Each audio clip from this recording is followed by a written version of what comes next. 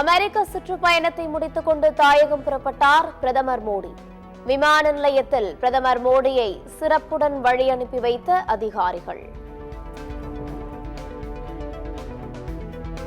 வெள்ளை மாளிகையில் அமெரிக்க அதிபர் டிரம்புடன் பிரதமர் மோடி சந்திப்பு. இரு நாட்டு நலனுக்காக 2 மடங்கு வேகத்தில் பணியாற்றுவோம் என பிரதமர் மோடி உறுதி.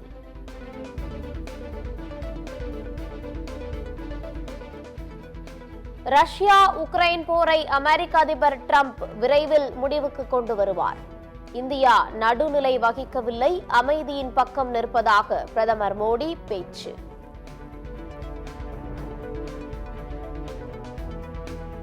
இந்தியாவின் ராணுவ பலத்திற்கு மேலும் வலு சேர்க்கிறது அமெரிக்கா. 5ஆம் தலைமுறை போர் விமானமான F-35 ஸ்டீல் விமானங்களை வழங்க டிரம்ப் முடிவு.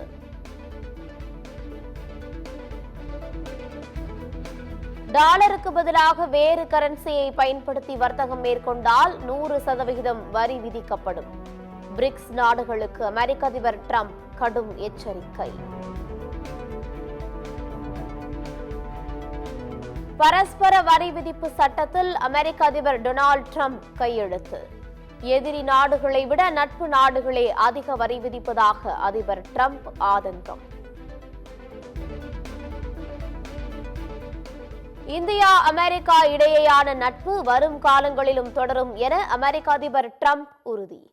அமெரிக்காவிடம் இருந்து இந்தியா அதிக அளவில் கச்சா எண்ணெய் எரிவாயுவை வாங்கும் என டிரம்ப் நம்பிக்கை. உலக அமைதிக்கு அனைத்து விதத்திலும் இந்தியா உதவும் என பிரதமர் மோடி உறுதி. இது போருக்கான நேரம் அல்ல என்றும் டிரம்ப் உடனான சந்திப்பின் போது பிரதமர் மோடி பேச்சு. தமிழக வெற்றிக் கழக தலைவர் விஜய்க்கு ஒய் பிரிவு பாதுகாப்பு. மத்திய உள்துறை அமைச்சகம் அனுமதி.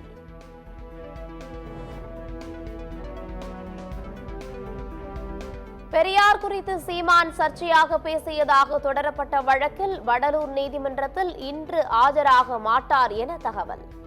தமிழ்நாடு முழுவதும் தொடரப்பட்ட வழக்குகளை ஒன்றாக சேர்த்து விசாரிக்க நீதிமன்றத்தை நாட சீமான் முடிவு.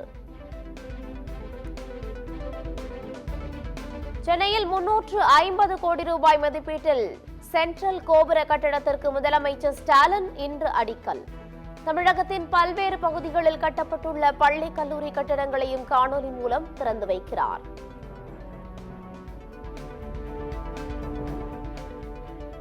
(2021) சட்டமன்ற தேர்தலில் அதிமுக தோல்விக்கு சில துரோகிகளே காரணம்.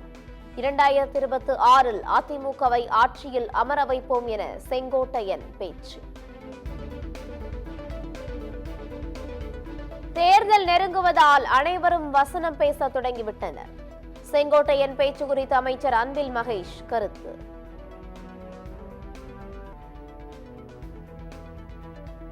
கன்னியாகுமரி மாவட்டத்தில் அதிவேகமாக வந்த கனிம வள லாரி மீன்கம்பத்தில் மோதி நிற்காமல் சென்றதாக பரபரப்பு. சுமார் 5 கிலோமீட்டர் துரத்தி சென்று லாரியை மடக்கி பிடித்த மக்கள்.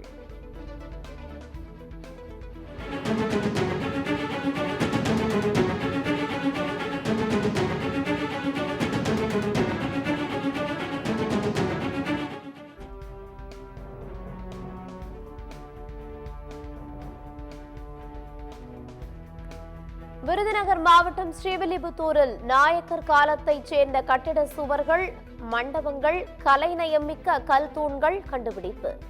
சிதிலமடைந்து கிடக்கும் பொக்கிஷங்களை பாதுகாக்க வேண்டும் என தமிழக அரசுக்கு கோரிக்கை.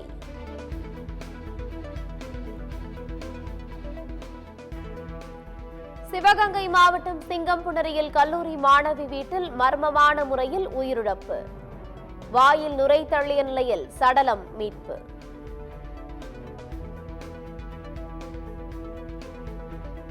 திருப்பத்தூரில் தினமும் பணம் கேட்டு மன உளைச்சல் ஏற்படுத்தியதால் இளைஞர் தற்கொலை. தகாத உறவு முறையில் இருந்த பெண் மீது நடவடிக்கை எடுக்காத காவல்துறையை கண்டித்து இளைஞரின் உறவினர்கள் முற்றுகை போராட்டம்.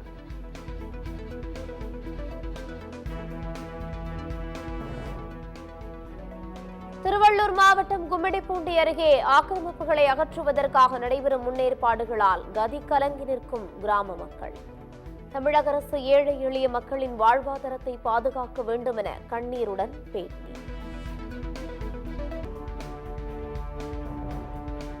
சாம்பியன்ஸ் டிராபியில் பங்கேற்கும் இந்திய அணி வீரர்களுக்கான கட்டுப்பாடுகளை அறிவித்தது BCCI. குடும்பத்தினரை உடன் அழைத்து செல்லக்கூடாது, பயண கொள்கை என பல்வேறு கட்டுப்பாடுகள் விதிப்பு.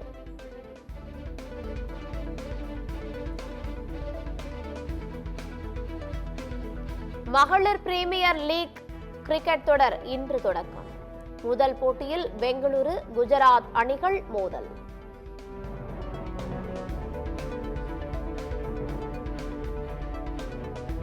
முத்தரப்பு ஒருநாள் கிரிக்கெட் தொடர் இறுதிப் போட்டி.